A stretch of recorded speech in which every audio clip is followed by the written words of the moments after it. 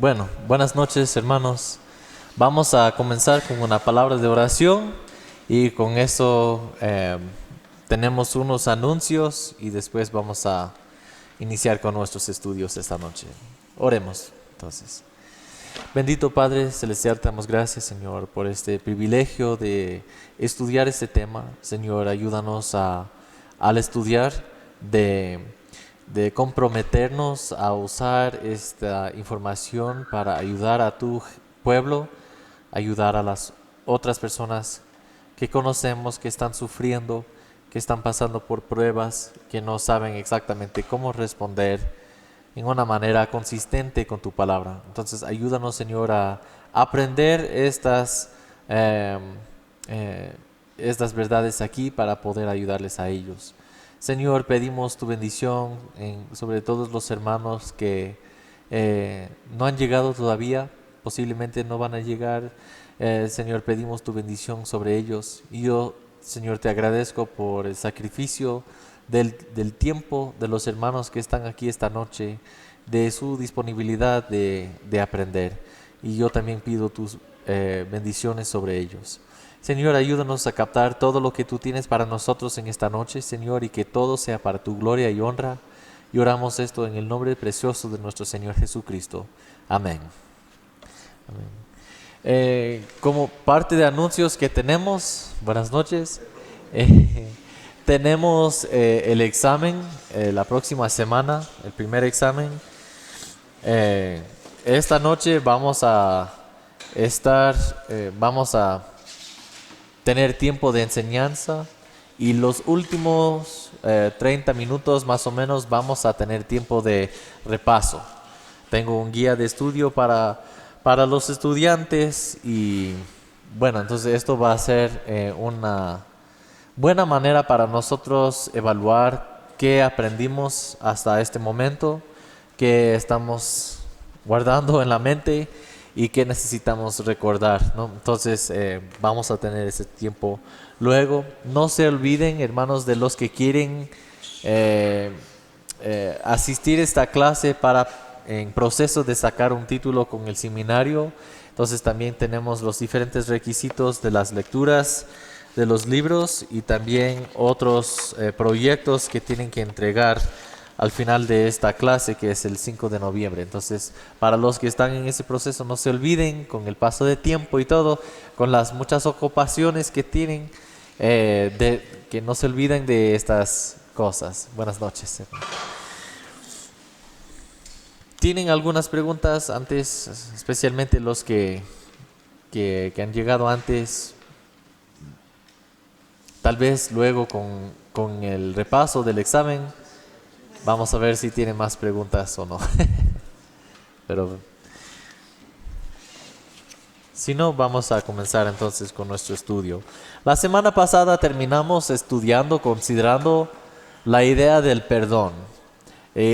Consideramos alguna prueba en nuestra vida que es cuando otros pequen contra nosotros. ¿Qué hacemos en ese momento? Consideramos el libro de Mateo capítulo 18, en esa parábola que Jesús dio de que el rey perdonó a su siervo de su deuda, ¿no? Y luego ese mismo siervo no quería perdonar la deuda de otro consiervo, otro compañero que le debía mucho menos. Entonces no quería perdonar esta deuda. Entonces el rey, ¿qué hizo el rey con este hombre? Con ese siervo que no perdonó. Lo castigó. Lo mandó a la cárcel hasta pagar todo lo que debía, ¿no? Entonces en esta parábola vemos algo del carácter de Dios y lo que Él espera de su pueblo, de sus hijos, ¿no? Nosotros que hemos recibido tanto perdón de Dios por nuestras ofensas contra Él, debemos siempre estar listos y dispuestos a perdonar a los demás, a los que nos dan ofensas, porque de verdad, como todos son pecadores, ciertamente en alguna ocasión alguien va a pecar contra nosotros. Entonces, en ese momento, ¿cómo vamos a reaccionar? Debemos estar listos y preparados, desarrollando en nosotros esta actitud de corazón. Entonces, vimos que hay dos dimensiones de perdón.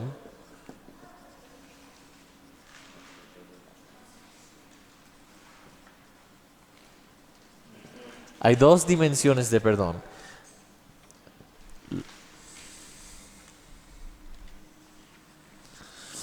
La primera se trata de la actitud del corazón, ¿no? Vimos en Marcos 11:25 y Lucas 23:34 algunas razones de por qué. Vimos también que esta dimensión de perdón es incondicional. No hay condiciones, porque se trata de mi actitud, mi disposición, el hecho de que ya como cristiano, alguien que ha recibido el perdón de Dios, siempre ahora tengo esta actitud lista para perdonar a los demás. Es incondicional, pero también es algo, se trata de algo vertical. ¿Mi relación con quién? Con Dios. Entonces hay este aspecto relacional de lo vertical entre yo y Dios. ¿Qué más vamos a, entonces hasta ahí aprendemos, consideramos esta idea. También en un momento vamos a repasar la segunda dimensión, pero ¿qué más observamos aquí en esta parte? Aquí nosotros tenemos ¿cómo puedo? Soltar la amargura que estaba en mi corazón, ¿no?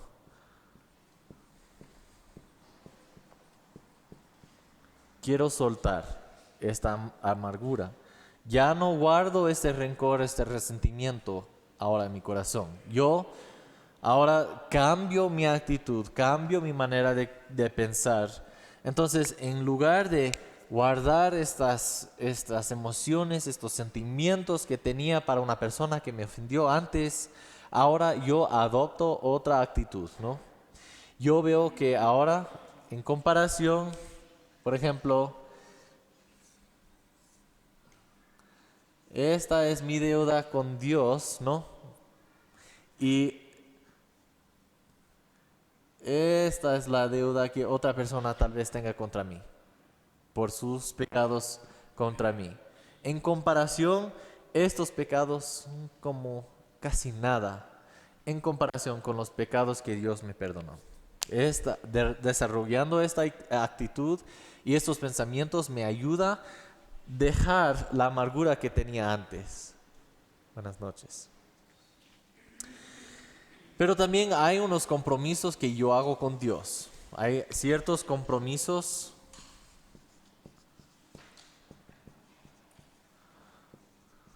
que yo hago con Dios. En primer lugar, yo encomiendo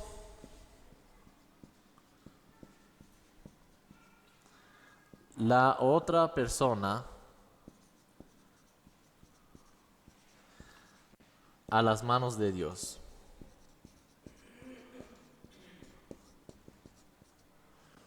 En otras palabras, yo digo, Dios, si es que esta persona va a arrepentirse de esta ofensa contra mí, está en tus manos. Yo no voy a exigir, yo no voy a manipular a la otra persona para que me pida perdón, sino que yo voy a encomendar a esta persona y permitir que Dios obre en la vida de esta persona para producir en ellos, las personas que me ofenden, para producir en ellos un arrepentimiento verdadero, ¿no? De Dios, una convicción por sus pecados. Yo también me comprometo a dejar o soltar la amargura, recordando que Dios es el que me da gozo y paz verdadero. Entonces, el gozo y la paz que yo tengo en mi vida no depende de otra persona, de las acciones, ni tanto las bendiciones que las ofensas de otras personas contra o para mí, ¿no? Entonces, yo dejo entonces la amargura. Yo ya no guardo ese rencor. Número 3, yo estoy dispuesto a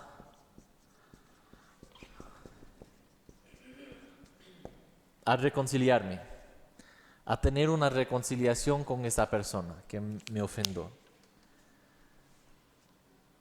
Entonces, esto tal vez es un gran paso.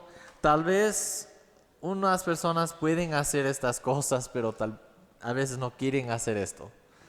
No quieren crear esta actitud lista para reconciliarse con la otra persona. Porque eso significa que ya no puedo guardar esto en mi mente, en mi corazón, esta ofensa, ¿no? Y a veces es muy difícil dejar esto y pasar adelante, seguir adelante. Es muy difícil. Entonces, esta es la primera dimensión del perdón. La segunda dimensión, entonces la primera podemos ver, entonces es como una base, ¿no? Es el fundamento de la segunda. La segunda dimensión es la transacción. Es transaccional. Es el hecho de dar perdón a la otra persona. Entonces, en este caso, la otra persona se arrepiente de sus pecados y viene a mí y me pide perdón. Y yo, en cambio, ahora doy el perdón. ¿Qué es esta transacción? La petición para perdón, ¿no?, de la persona que me ofendió y ahora el perdón que yo le doy. Esta es la transacción. Y es condicional. Es condicional. ¿Qué es la condición? ¿Qué es la condición en que yo doy perdón a esta persona? Siempre y cuando me venga y demuestre su arrepentimiento. Sí, exactamente. Cuando esa persona demuestra que está arrepentida por sus acciones, se da cuenta de cuánto me ofendió o cuánto hizo contra mi persona, y ahora yo veo esto, me pide perdón, y yo, según esta confesión, respondo, digo, sí, yo te perdono. Si alguien no viene a mí, no viene y dice, lo siento, perdóname, yo hice esto malo, eh, te eh, herí bastante por mis acciones, etcétera. Si esta persona no hace esto, yo la perdono. Aquí sí. Sí, exactamente. Aquí sí, en mi corazón estoy listo para perdonar. Entonces, no hay duda, entonces, cuando llegue el momento de que esta persona me pide perdón, yo digo sí, con todo el corazón te perdono, porque he desarrollado esta parte que es incondicional. Pero hasta este momento, mi perdón para esta persona no tiene valor. No va a valorar mi perdón, el perdón que ofrezco. Va a decir, no, está bien, pero voy a seguir haciendo esto porque no me importa. No te pedí perdón, no necesito tu perdón. Así van a adoptar esta actitud ellos, posiblemente.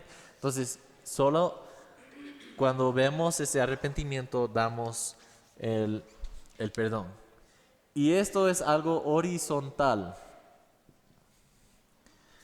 Hablamos de que la primera dimensión de perdón es vertical, se trata de mi relación con Dios. En este caso es algo, yo doy perdón o yo recibo perdón de un hermano, ¿no? Entonces es algo horizontal, entre hermanos, entre yo y otra persona. Entonces aquí, en este caso, como ya hablamos de esto, significa que hay reconciliación.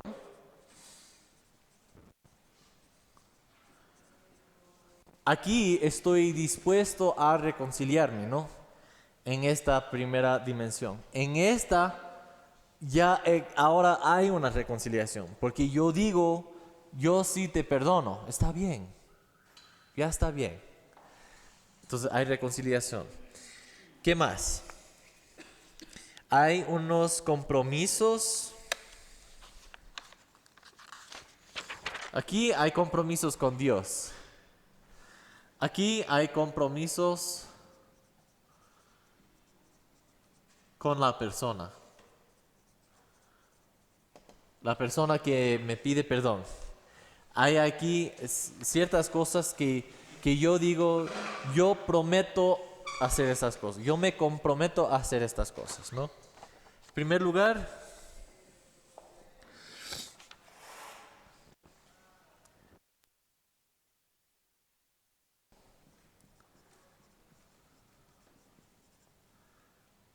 eh,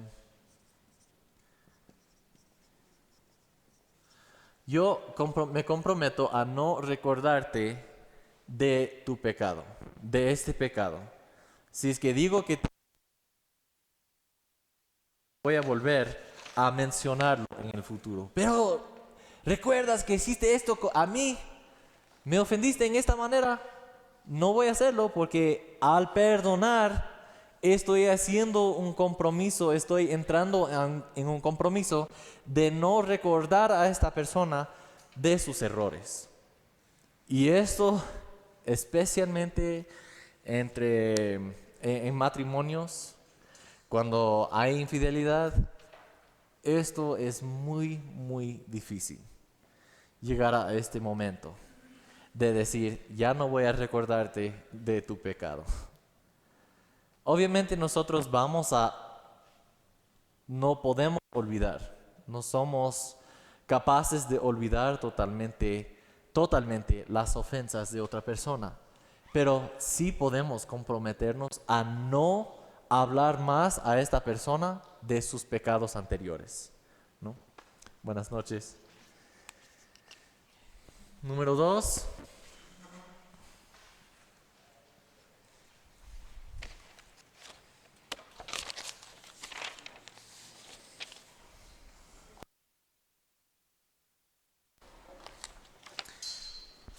Sí. Ya.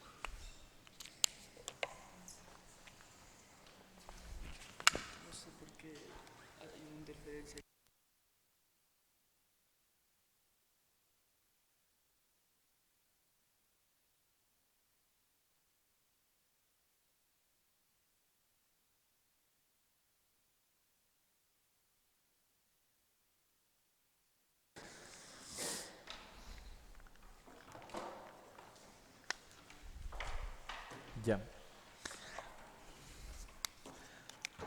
Número 2. No lo mencionaré a nadie más. No voy a compartir lo que hiciste a mí a otras personas. A veces es necesario porque es parte de nuestra historia, ¿no? Es parte de nuestro testimonio. Pero hay una diferencia de motivación, ¿no? El motivo, no voy a ir a mis amigos, a mi familia para decirles todo lo que esa persona hizo. No voy a hacer esto. Cuando digo te perdono, ya no voy a recordarte a ti de tu pecado, ni tampoco voy a mencionar a otras personas de tu pecado, porque esto no va a servir ni a ti ni a mí, ¿no? Y número 3, no eh, ¿puedo decir no me fijaré en mucho en tus pecados, en este pecado? ¿Hay otra manera de decirlo mejor? No me preocuparé, no me enfocaré, sí. Ajá.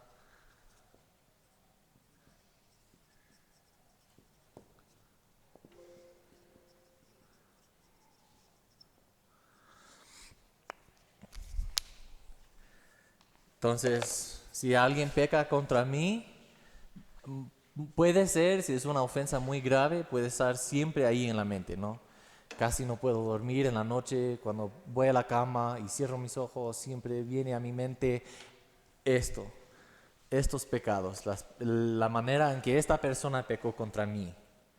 Puede ser algo muy sencillo, ¿no? Algo no muy problemático, no muy grave, algo que ocurrió en mi trabajo, por ejemplo, o puede ser también algo mucho más grave, mucho más difícil. Entonces, pero estos son compromisos que yo hago con la otra persona.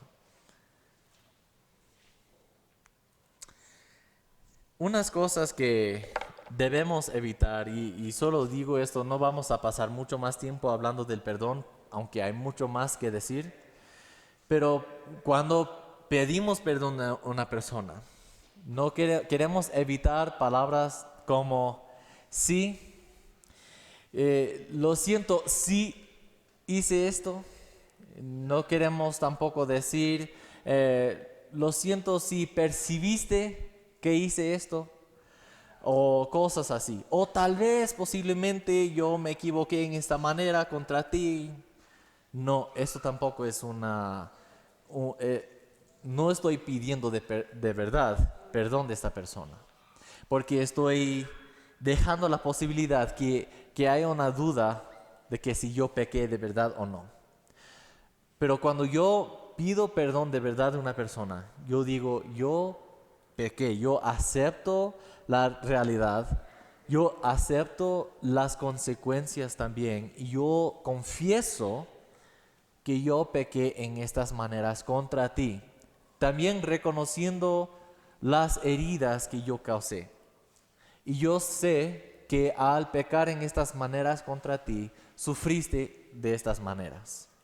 Lo siento, lo lamento, perdóname, ¿no? Y necesitamos pedir perdón, ¿no? Porque estamos hablando de una transacción. A veces la idea, lo siento, a veces nosotros decimos, ay, lo siento, y muchas veces sabemos, significa perdóname. Pero lo siento puede también solamente ser una declaración. Yo siento así, yo siento mal por haber hecho esto, pero no estoy pidiendo nada de ti. Entonces, de verdad, no hay reconciliación, solo estoy declarando que yo siento mal. Por esto es necesario decir perdóname y pedir perdón de esta otra persona, ¿no? También hay un cierre en total en este caso, cuando yo digo perdóname y la otra persona dice te perdono, ya, punto final. Todo esto fue hecho, ¿no?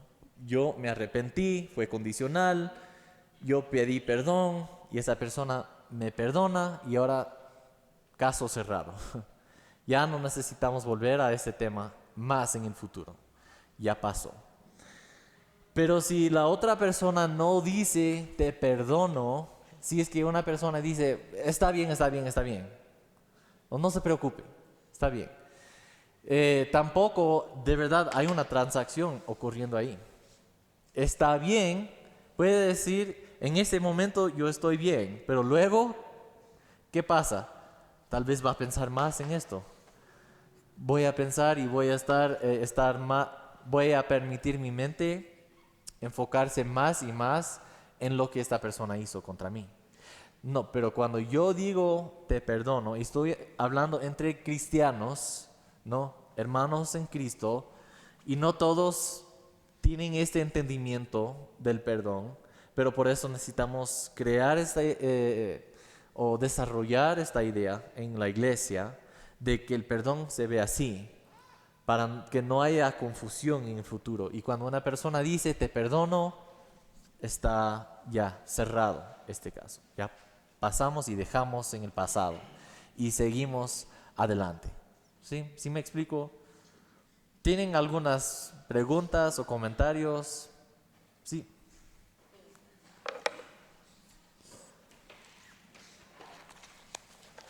Se me ocurre y me vienen a la mente dos preguntas básicas. Primero es el hecho de que hasta qué punto el pedir perdón y ser perdonado restablece la relación. supongamos, me ofende un mejor amigo, que tenía mucha confianza con él, digamos, me traiciona en algo confidencial que le conté y lo divulgó, por ejemplo. Me pide perdón, lo perdono. ¿Hasta qué punto la relación debe restablecerse al nivel de confianza que estaba o debe pasar por un proceso? Obviamente cuando alguien peca contra nosotros en esta manera, toma mucho tiempo restablecer confianza. Entonces, perdonar no significa seguir ciegamente otra vez o confiar ciegamente otra vez en esta persona, porque ya sabemos que a veces para ciertas personas puede ser más difícil recibir información personal y mantener esta confianza. Entonces, en esto siempre tenemos que ser sabios, tanto para nosotros que para esta persona, para que no entre de nuevo en pecado. Entonces, es más que para protegerme a mí, aunque es parte, pero también es para ayudar a ese hermano no caer de nuevo en ese tipo de pecado. Y otra cosa, ¿qué tan sabio es cuando alguien se siente ofendido por mí y realmente no tengo la culpa por ello? Pedir perdón simplemente para que esa persona deje de sentirse mal. Esto requiere bastantes preguntas. ¿Y por qué piensas que yo soy culpable? ¿Qué hice yo de verdad contra ti en este caso? Em, Puede ser que hubo algo accidental de parte tuyo. No puedes saber hasta hablar con la persona. Pero si después de todo parece que estás todavía totalmente inocente, entonces no debes pedir perdón, solo para agradar a esta persona. Porque si no tienes culpa, no hay nada de que pedir perdón. Christopher, en este asunto del perdón, que este paso número 2 es la transacción, ¿no es cierto? Hablemos que nosotros seguimos todo el procedimiento y pedimos perdón, ¿ya? Pero la otra persona decide de pronto no perdonar e incluso no pedir perdón. Y como dice el hermano, hay veces que uno ha tenido que ir y pedir perdón, como se decir yo, para poder seguir, para avanzar, nada más, y reconociendo que yo no tuve la culpa en esa parte. Entonces, si en primer lugar lo que damos todos esos pasos, si el otro me perdona o no, ya no sería transacción porque ya no me da el perdón ella o la otra parte. Pero nosotros entonces ahora tenemos que encomendar esta persona a las manos de Dios y confiar que Dios va a obrar en esta persona. Yo hice mi parte. Yo hice todo lo posible para estar en paz con todos los hombres. ¿Eso significa que solo pido perdón una vez? Creo que no. Creo que si es que la persona, tal vez la ofensa era muy grave, tal vez la persona en ese momento de escuchar esta petición, perdóname, yo hice estas cosas y yo sé que ahora estás sufriendo así, perdóname. La persona dice, necesito tiempo. ¿Y cuánto tiempo es suficiente? ¿Cuánto tiempo permitimos a una persona considerar esto? Eh, pero le toca a la misma persona que pidió perdón, después de un tiempo adecuado, ¿no? Razonable, volver a esta persona y decir, yo sé que te pedí perdón, tal vez necesitabas más tiempo, pero quiero volver a pedirte perdón porque quiero tener este cierre, quiero reconciliarme contigo. Y en humildad y en amor, ¿no? Siempre tenemos que presentarnos de esa manera. Y si la persona sigue así, no hay nada más que hacer. Sino que si Dios provee otros momentos de pedir perdón otra vez, podemos hacerlo. Pero igual, eventualmente, las posiciones cambian, ¿no? Porque, o sea, yo digo, o sea, la palabra de Dios nos enseña a pedir perdón y a perdonar. Son dos cosas y son órdenes, ¿sí? En las cuales uno tiene que cumplir y obedecer. Entonces, por ejemplo, yo no comparto mucho la idea cuando dicen, tengo que sentir para ir a pedir perdón. No, o sea, yo reconozco que ofendí, yo tengo que pedir perdón. No tengo que esperar que un sentimiento, por ahí una música, por ahí alguna cosa me toque, entonces ahora sí voy a pedir perdón. No, es un deber pedir perdón y perdonar. Así es. Muchas gracias. Creo que nosotros en la iglesia hemos llegado al momento que para muchas cosas estamos muy dependemos mucho de las emociones, los sentimientos, de el momento perfecto, adecuado, correcto, el tiempo perfecto de Dios para poder hablar. Cuando sabemos que el momento es ahora, si tenemos ya las instrucciones de Dios. Entonces no es recibir luego esta nueva inspiración, esta nueva revelación. No, yo sé qué hacer porque está ahí. Entonces yo debo actuar. Sí, muchas gracias. Ahora, consideremos ahora, ¿qué hacemos? ¿Qué hacemos con personas que no quieren arrepentirse? ¿Cómo podemos demostrar un amor que persevera con esta persona? ¿No? Nosotros, alguien nos peca contra mí en alguna manera. Yo sé que esta persona lo hizo, esta persona también lo sabe, pero no quiere arrepentirse. ¿Qué hacemos? ¿Cómo podemos seguir adelante demostrando el amor de Cristo, de Dios para esta persona, si aún sigue sin arrepentimiento? Pasemos al libro de Lucas, capítulo 6.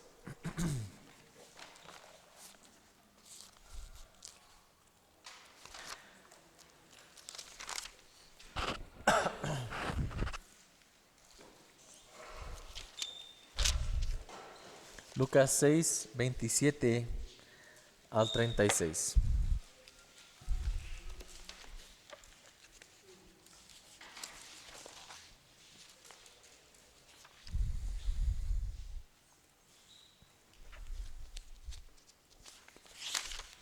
¿Tenemos todos? Dice así la palabra de Dios. A ver. Pero a vosotros, los que oís, os digo, amad a vuestros enemigos, haced bien a los que os aborrecen, bendecid a los que os maldicen y orad por los que os calumnian. Al que te hiera en una mejilla, preséntale también la otra, y al que te quite la capa, ni aun la túnica le niegues. A cualquiera que te pida, dale, y al que tome lo que es tuyo, no pidas que te lo devuelva. Y como queréis que hagan los hombres con vosotros, así también haced vosotros con ellos. Porque si amáis a los que os aman, ¿qué mérito tenéis? Porque también los pecadores aman a los que los aman. Y si hacéis bien a los que os hacen bien, ¿qué mérito tenéis? Porque también los pecadores hacen lo mismo. Y si prestáis a aquellos de quienes esperáis recibir, ¿de qué mérito tenéis? Porque también los pecadores prestan a los pecadores para recibir otro tanto. Amad pues a vuestros enemigos y haced bien y prestad, no esperando de ello nada, y será vuestro galardón grande y seréis hijos del Altísimo, porque Él es benigno para con los ingratos y malos. Sed pues misericordiosos, como también vuestro Padre es misericordioso. Entonces nosotros debemos entonces adoptar esta actitud con las personas que no quieren arrepentirse. En los primeros versículos 27 y 28, nosotros vemos tres cosas que debemos hacer. Tres cosas que debemos hacer. Amad.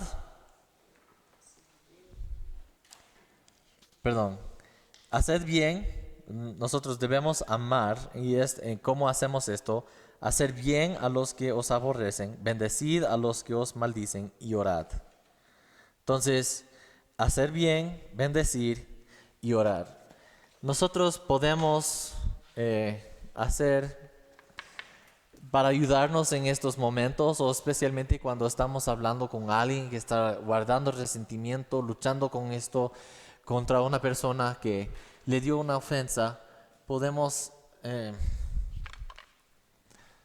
hacer una tabla, como un plan para ellos, cómo van a responder.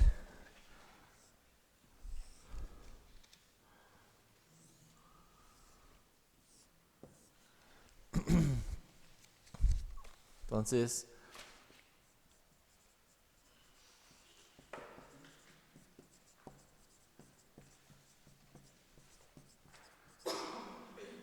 hacer bien, bendecir y orar. Y podemos enumerar en cada uno de estos cómo pueden hacer esto específicamente.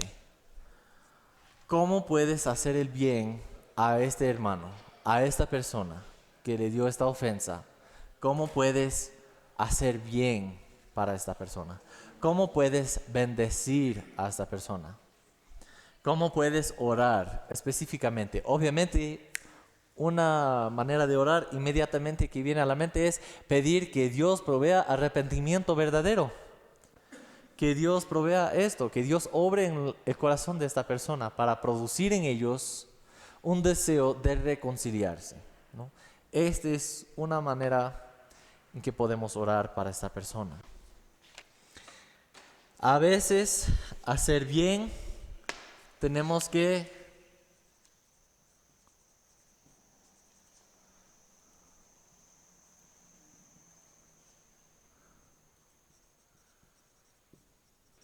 a veces se ve así. Tenemos que confrontar. Tenemos que reprender a ese hermano. Si nosotros vemos a un hermano en pecado, obviamente el pecado de ofendernos es el primer pecado, ¿no? Primero contra Dios, después contra mí. En segundo lugar, hay otro pecado que es no arrepentirse por su pecado. Es este orgullo, no está arrepentiéndose de ese pecado, de esa ofensa contra mí. Entonces, a veces me toca pensar más que mi situación y amar a mi hermano expresando la preocupación que yo tengo.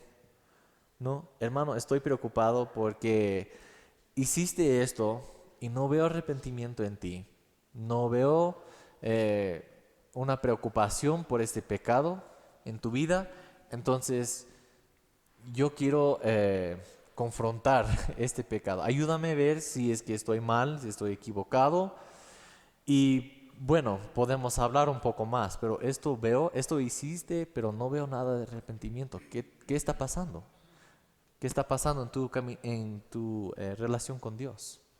Y así tenemos una manera de hacer bien a esta persona, que a veces nos hace sentir mucho más incómodo porque en primer lugar recibimos la lástima, ¿no? La herida de esta persona, y ahora nos toca a nosotros ir y confrontar el pecado de esa persona. Entonces, como es una doble herida para nosotros, pero vale la pena si es que termina en reconciliación, ¿no?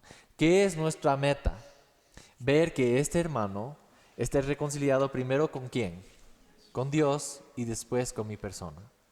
Y esta motivación según mi relación con Dios, yo veo cuán misericordioso es, cuán lleno de gracia es nuestro Dios, y yo quiero que ese hermano experimente el perdón y la satisfacción de una relación en paz con Dios.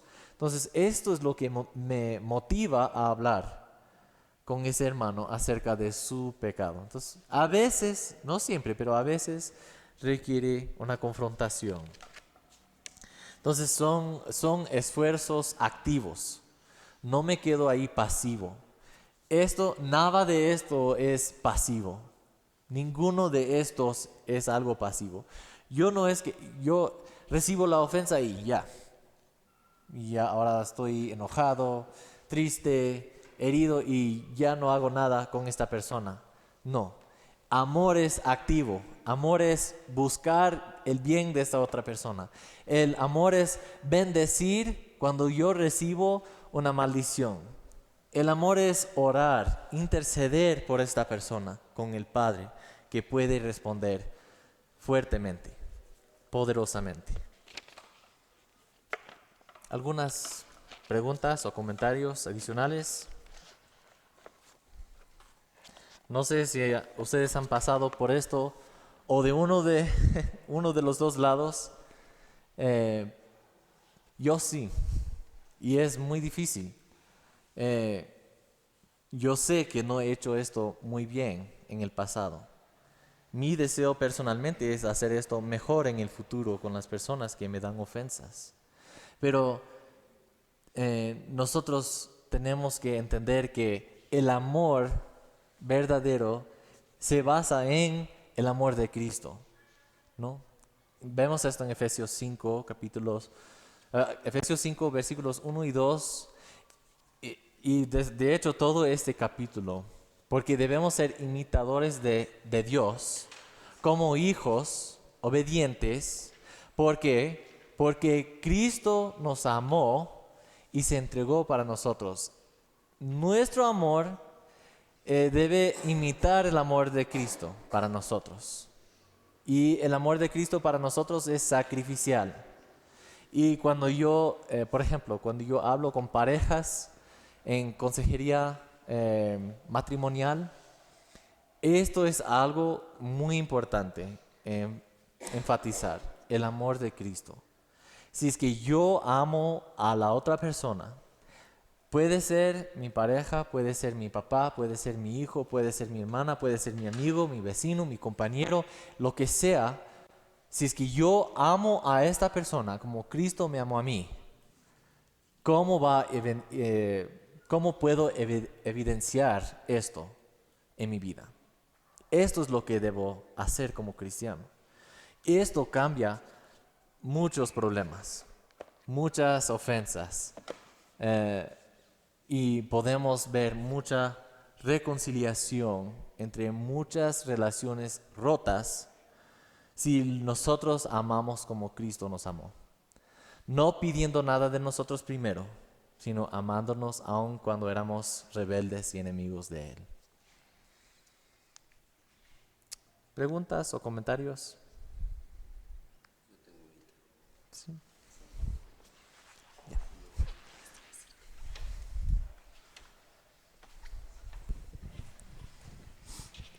Tengo en mi mente cuándo voy a aplicar esto. Entre hermanos en Cristo, primero somos pocos en esta congregación y creo que algún rato se ha de dar la oportunidad de poner en práctica estos conocimientos. Pero la mayoría de las veces, al menos en mi caso, tengo amigos, familiares o vecinos que necesitan este tipo de ayuda. Entonces, debemos aplicarla casi de la misma manera, obviamente, principalmente centrándose en Cristo, ¿no es cierto?, en la salvación. Entonces, bueno, esa era mi duda. Es la misma manera con la que vamos a actuar con ellos, pero pensando en que son incrédulos, claro. Sí, ¿cuáles son los dos mandamientos de Dios? ¿Amar a quién? Amar a Jehová de nuestro Dios con todo, primer lugar. Segundo lugar, amar a mi prójimo. Entonces, todos caen en esta categoría. Todas las otras personas caen en esta categoría. Entonces, yo puedo demostrar el amor de Dios con ellos sacrificialmente para mostrarles la manera en que Dios me transformó y que me cambió para darme ese nuevo amor para ellos. La habilidad de amarles con un nuevo tipo de amor. Ya no con un amor egoísta como tenía antes, porque mi amor antes de conocer a Cristo era para mí, para ver lo que yo puedo recibir de mi relación con esta persona. Pero ahora yo amo con el amor de Cristo y yo puedo amar a mi prójimo en una manera verdadera, que aun si es que recibo algo de esta persona o no, yo estoy cumpliendo con el mandamiento de Dios, ¿sí? Glorificándole a Él. Buena pregunta. Creo que todos nosotros tenemos familiares que no conocen a Cristo y es difícil, pero sí, podemos demostrar este mismo amor.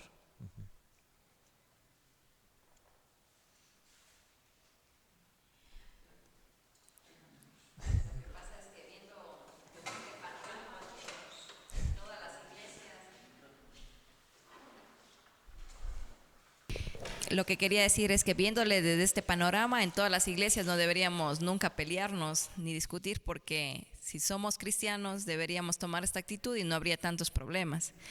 Pero muchas de las veces, por no estar centrados en la palabra de Dios, estamos dividiéndonos, estamos peleando o enojándonos, y en realidad por cosas simples que no son ni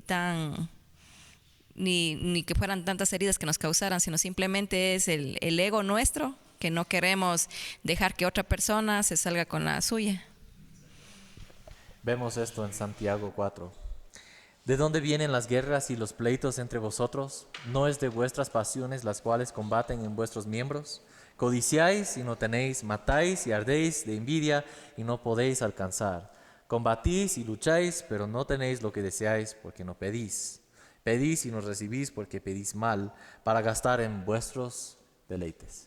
Entonces, regresamos y volvemos a ese tema de los malos motivos de nuestro corazón. Las malas raíces en nosotros que producen malos frutos, ¿no? Por eso, como consejeros bíblicos, queremos enfocarnos en la raíz de la persona. No queremos enfocarnos mucho en el fruto, porque podemos posiblemente modificar el comportamiento de una persona. Debes hacer esto y esto y esto, y ahora vas a ver todos los cambios que quieres ver en tu vida. Pueden cambiar estas cosas exteriormente, pero no van a ver ningún cambio verdadero interiormente. Van a hacer esto, van a quejarse haciendo esto, porque no tienen un buen motivo para hacerlo. No tienen ahora un deseo para glorificar a Dios y ser más como Jesús, que debe motivarme a producir estos frutos en mi vida y que me permite, con la ayuda de Dios y la aplicación del Espíritu Santo, de las provisiones de Dios a mi vida, producir buenos frutos. Entonces tenemos que tener mucho cuidado de no enfocarnos mucho en el comportamiento, sino en el motivo del corazón, la raíz. Gracias por ese comentario.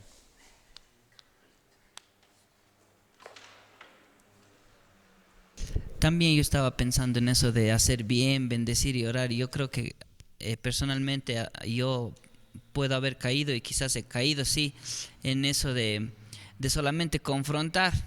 A veces uno confronta el pecado, le dice a la persona esto estuviste mal, pero no hay bendición ni oración por esa persona.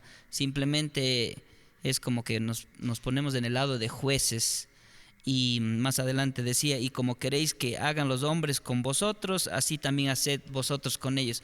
Si yo he cometido algún pecado y afecto a terceras personas, a mí me gustaría, o sea, que me confronten y al mismo tiempo que me digan, pero Dios quiere hacer algo contigo después de esto y voy a estar orando por ti.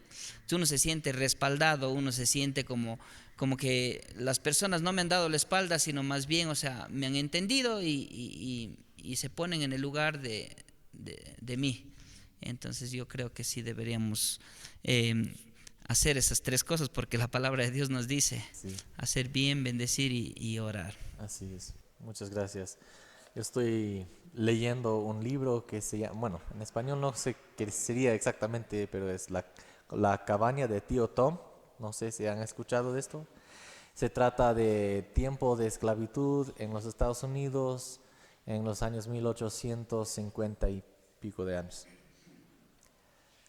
Hay un hombre que era esclavo, se escapó del lugar donde vivía, de su amo, y estaba corriendo, se encontró otra vez, encontró a su esposa y su hijo, quería llevarlos a Canadá, donde podían vivir como libres, y estaba viviendo por un tiempo en este escape, en esta corrida a Canadá. Pararon en un lugar, sí, como un campamento de un grupo religioso de cristianos en los Estados Unidos. Y ellos estaban ahí cuidándoles, proveyendo para sus necesidades y preparándoles para el próximo, la próxima etapa de su viaje, ¿no? Entonces estaban ahí y ellos vieron una y otra vez ¿cómo es? Caridad de estos hermanos cristianos.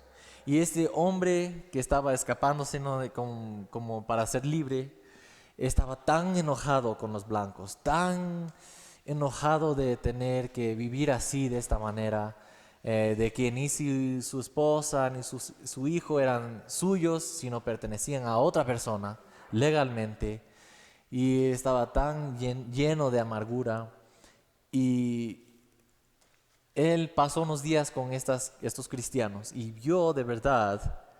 Y antes de ese momento estaba dudando mucho la existencia de Dios. ¿Cómo es que un Dios puede existir si estas cosas me pasan? Y justo vio la caridad de esta familia y el riesgo que ellos aceptaron a ayudarles a ellos, a estos esclavos. Y este hombre, el que estaba ayudándole, comenzó a leer un salmo y estaba intentando de enseñarle de confiar en Dios, porque Dios es bueno y Dios es misericordioso, y hay una visión más amplia, más eterna con la Biblia cuando consideremos a Dios. Entonces no es solamente de esta vida y esto no más, esto es todo, sino que hay esperanza, ¿no? Del futuro. Y dijo que si es que vinieron estas palabras de cualquier otra persona, no las aceptaría, porque no hubiera visto estas cosas, la caridad y la demostración actual del amor cristiano de una persona. Serían solamente palabras religiosas, pero él podía ver tanto las acciones que escuchar las palabras y ver que estaban consistentes los unos con los otros. Y en esto esto debe ser un ejemplo, y esto es de un libro, no de la Biblia. Pero cuanto más nos toca vivir de esta manera, que Dios mismo dice que debemos vivir así, de esta manera. Hacer bien, bendecir y orar para las personas que nos causan problemas, que pecan contra nosotros. Entonces esto me impactó mucho, y podemos nosotros aquí en este lugar y entre las personas que aconsejamos ayudar a cultivar estas ideas en la iglesia de un amor sacrificial, hermanos para los otros hermanos. Entonces, gracias por estos comentarios. Vemos aquí, pasemos a otra categoría. Ya hablamos de los problemas generales, ¿no? Desastres naturales, la muerte en general, enfermedades, cosas así, más problemas generales en la vida, pruebas generales. También vimos la segunda categoría, que era cuando otros pecan contra nosotros. Y ahora consideremos la tercera categoría, que es problemas de salud. Puede ser heridas, enfermedades, defectos de nacimiento, discapacidades físicos o mentales, etcétera, ¿no? Problemas de nuestro cuerpo, problemas de nuestra salud. Pasemos a 2 de Corintios, capítulo 4.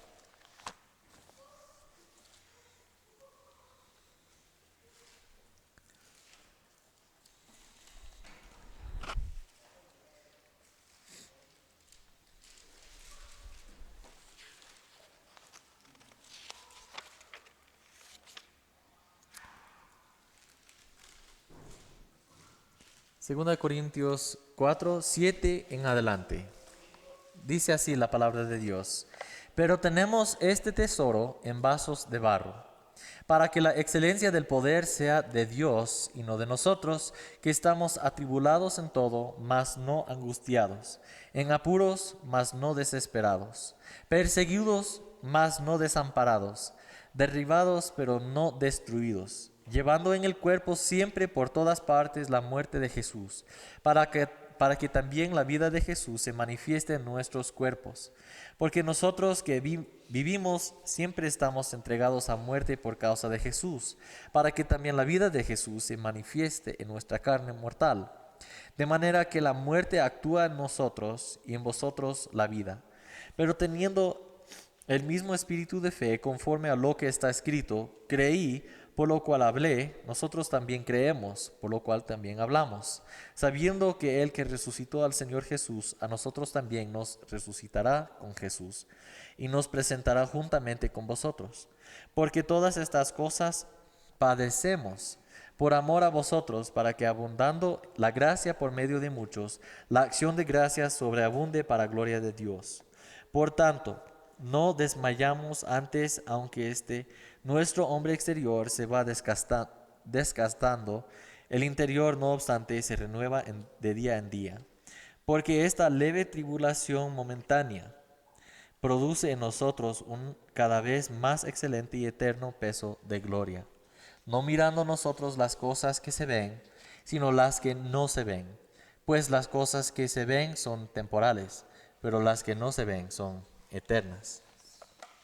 Entonces nosotros vemos que este cuerpo, no ponemos nuestra esperanza en este cuerpo.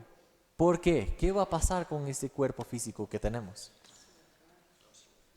Exactamente, va a volver a ser polvo. Entonces nosotros no confiamos en esta carne. Creo que mencioné antes, yo sé que en la iglesia, en unos de mis sermones, mencioné un libro que se llama Sufrimiento. Buenas noches. Sufrimiento por Paul Tripp. Algunos están leyendo su libro de consejería por Tripp. Él escribió ese libro de sufrimiento y él habló de que sus sufrimientos, él estaba pasando por una situación muy difícil con su salud, que estaba creo que era problema de los riñones, algo así, pero era horrible, tenía mucho dolor y ahora está con esta condición, ahora creo por el resto de su vida. Y estaba muy casi desesperado, muy desanimado, porque dependía mucho de su salud, porque tenía muchas conferencias donde estaba hablando, que tenía otros planes para escribir otros libros y visitar a otras personas, y etcétera, etcétera. Entonces tenía muchos planes para su profesión, para su ministerio, pero Dios cambió todo esto. Y él sufrió mucho al reconocer tanto que tenía que cambiar mucho de su ministerio, que también darse cuenta de cuánto confiaba en su salud más que en Dios. Y creo que nosotros también pasamos por las mismas situaciones, tal vez con un gripe. Después de unos días, estamos ya hartos de estos sentimientos, esta incomodidad de sentirnos así. Cuanto más otros que sufren de cáncer o de otras enfermedades terminales. Entonces, nosotros podemos recibir ánimo de la palabra de Dios reconociendo que no confiamos en nuestro cuerpo, nuestra salud. La salud que tenemos mañana tal vez ya no vamos a tener. Entonces la confianza tiene que estar ¿en quién? En Dios.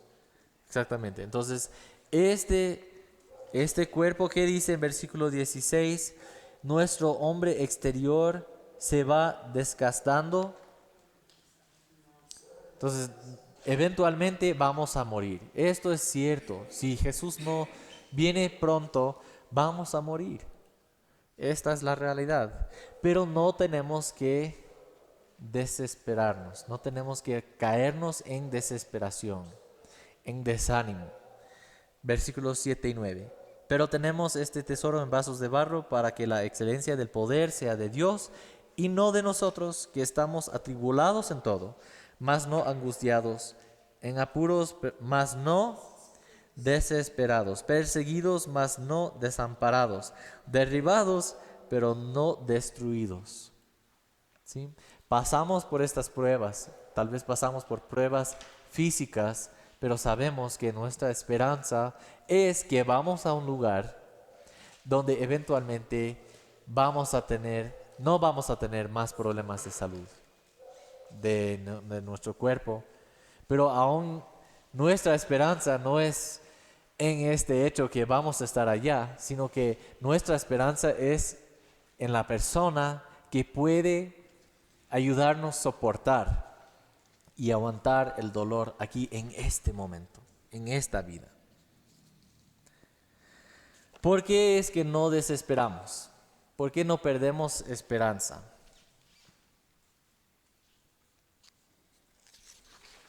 ¿Qué piensan?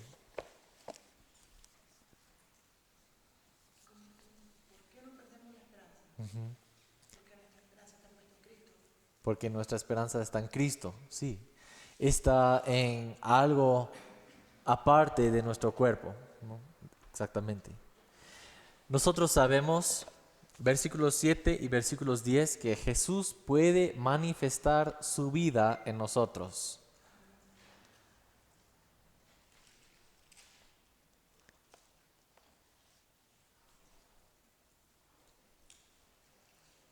Para que la excelencia del poder sea de Dios. Es todo para Dios. Nuestras enfermedades podemos usar para la gloria de Dios, demostrando nuestra confianza en medio del dolor, en medio de las dudas que tenemos de nuestra salud, de nuestra recuperación. No de las dudas de Dios, sino de si no sabemos si vamos a recuperarnos o no. Pero igual podemos seguir confiando en Dios, ¿no? También vamos a experimentar la resurrección físico, ¿no? Corporal, de nuestro cuerpo. No es algo, no es una idea abstracta, sino que estos cuerpos mismos van a ser resucitados, glorificados, cambiados, para nunca experimentar más dolor o otros problemas. Y también lo interior de nosotros está siendo renovado por la gracia de Dios.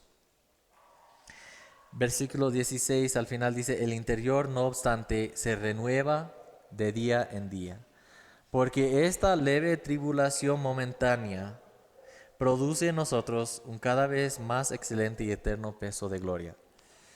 Esas palabras pueden ser, si no tenemos cuidado, alguien puede escucharnos leer este versículo y pensar que, bueno, esta tribulación no es tan leve, ni parece momentánea. Entonces tenemos que tener cuidado de cómo presentamos esta idea.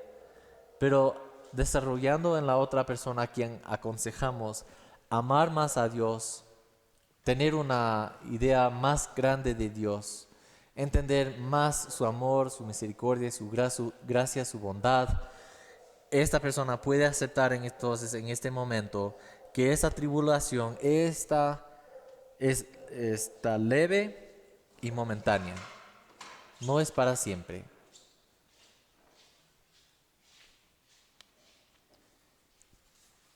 ¿Preguntas o comentarios?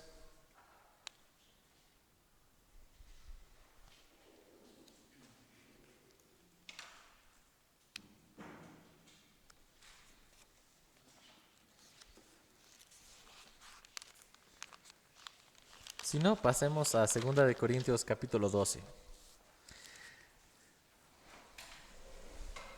Otro pasaje que nos ayuda a entender que nuestros sufrimientos físicos pueden producir en nosotros una mejor confianza en Dios. Segunda de Corintios 12, 7 al 10 dice: y para que la grandeza de las revelaciones no me exaltase desmedidamente, me fue dado un aguijón en mi carne, un mensajero de Satanás que me abofetee, para que no me enaltezca sobremanera, respecto a lo cual 3 veces he rogado al Señor que lo quite de mí. Y me ha dicho: bástate mi gracia, porque mi poder se perfecciona en la debilidad. Por tanto, de buena gana me gloriaré más bien en mis debilidades, para que repose sobre mí el poder de Cristo. Hasta 10. Por lo cual, por amor a Cristo, me gozo en las debilidades, en afrentas, en necesidades, en persecuciones, en angustias, porque cuando soy débil, entonces soy fuerte. Esto para el mundo es tontería. Este mundo no entiende esta idea, ¿no? Entonces Dios usa débil del mundo para avergonzar a los fuertes y para engrandecer su propio nombre, ¿no? Posiblemente esto fue un problema físico de Pablo, ¿no? Que escribió esta carta. Pero Pablo dice que este problema viene tanto de Satanás que de Dios, ¿no? Entonces en esto vemos que Dios permite este problema físico en él. Satanás mandó un mensajero para siempre atacarlo y hacerle dudar y desviarse del camino correcto. Pero Dios también permite esto, que Pablo pase por esto por mucho tiempo, aunque él pidió varias veces para que Dios le quite este problema, pero Dios dijo no, para enseñarle algo, para mostrar su gracia y su poder. Entonces vemos los dos propósitos, el propósito de Dios y vemos el propósito de Satanás. Muchas veces hay personas que dicen: pero esta situación es de Dios o es de Satanás o es del enemigo, es un ataque. Puede ser las dos cosas, ¿no? Que Dios permite esto para una prueba en nuestra vida. Que Dios no da tentaciones, ¿no? Él no nos ataca, sino que Él sí nos da pruebas para ayudarnos, porque la prueba produce en nosotros ¿qué? Paciencia y esperanza, ¿no? Para perfeccionarnos, para hacernos más santos. Entonces Dios permite estos ataques, pero son pruebas de Dios para nosotros. Pero también el enemigo, el diablo, Satanás, usa estos momentos para tentarnos, ¿no? O para destruirnos, para salir del camino correcto de Dios. Entonces vemos que Pablo tenía este aguijón, ¿no? Pero entonces recordamos que hablamos de la situación de una persona y hicimos la pregunta: ¿la situación de una persona le lleva a pecar? ¿Le determina, la situación de una persona determina que esta persona va a pecar? No. Así aprendimos. Entonces Pablo respondió en humildad y aceptó este plan de Dios para su vida. Aunque pidió varias veces, no quería, obviamente. Estaba con dolor, quería quitarse de ese problema físico. Pero Dios dijo no, y Pablo acepta en humildad. Entonces Pablo no peca como... El aguijón no determina las acciones de Pablo, ni para la justicia ni para el pecado.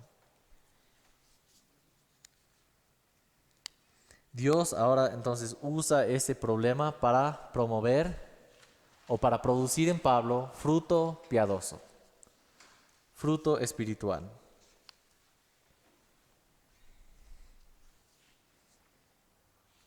Versículo 7, la primera parte. Y para que la grandeza de las revelaciones no me exaltase desmedidamente, Entonces Dios ve el potencial para Pablo entrar en un espíritu orgulloso y quiere ayudarle a evitar esto. Entonces le da ese problema. Tal vez tenemos esa prueba que tenemos, sea lo que sea, para ayudarnos a ser humildes delante de Dios y no orgullosos.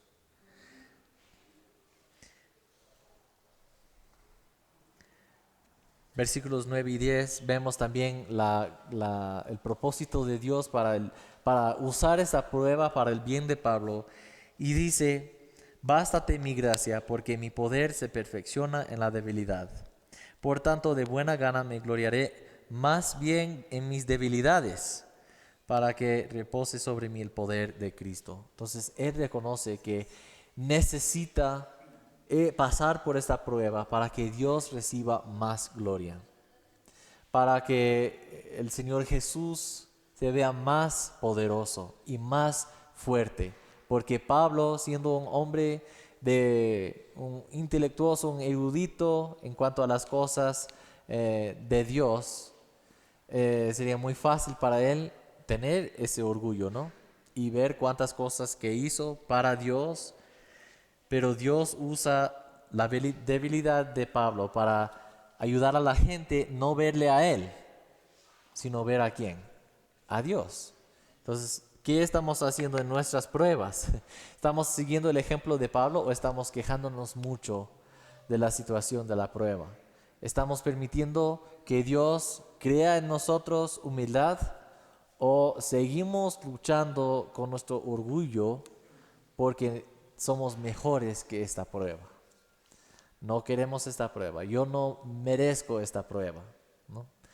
Debemos desarrollar una actitud así como de Pablo para ver la gloria de Dios demostrada en mi debilidad.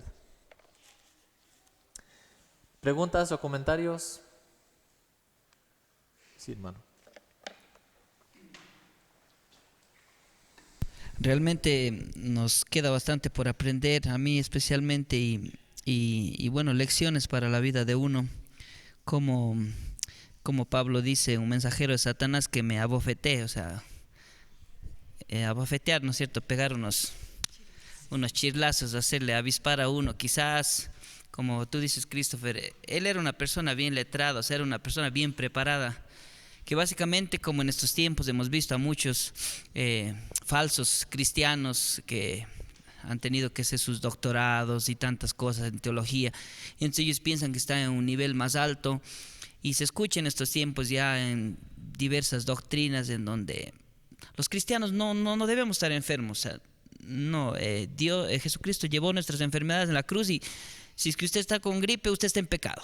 Si es que usted está con alguna enfermedad, es que usted debe estar andando mal. O sea, y realmente nos hace entender que a veces nosotros somos los que nos olvidamos de Dios y pensamos que soy el super héroe, que a mí no me tiene que caer ninguna enfermedad ni nada, tengo que estar libre de todo eso porque yo, o sea, soy o estoy en un nivel superior a cualquiera porque soy un hijo de Dios, y entonces soy el ungido de Dios, y tantas cosas que a la gente le hacen creer y se escucha en la televisión y tanto, que tú no vas a estar enfermo, declaro en el nombre de Jesús que tú vas a ser próspero, o sea, pero realmente decía mi hermano una vez, ¿cómo le va a prosperar Dios a una persona si no sabe administrar bien? Primero tiene que aprender y todo para que Dios le prospere, pero son palabras vanas. Tú que me estás viendo por la televisión, Dios te va a prosperar en este momento, y realmente estoy malgastando el dinero y así, o estoy desmandándome, que sé, en cosas que van a afectar mi salud, y cómo Dios me va, o sea, a curar. Decía un pastor que se llama Armando Alducin que una vez vino una hermana que, o sea, ella se excedía en la comida, o sea, y estaba demasiado gordita, en obesidad, y pastor, ore para bajar de peso. Yo no voy a orar por usted hasta que deje de comer, o sea, en exceso. Deje de comer, edúquese y venga, yo oro por usted. Así es, gracias, hermano.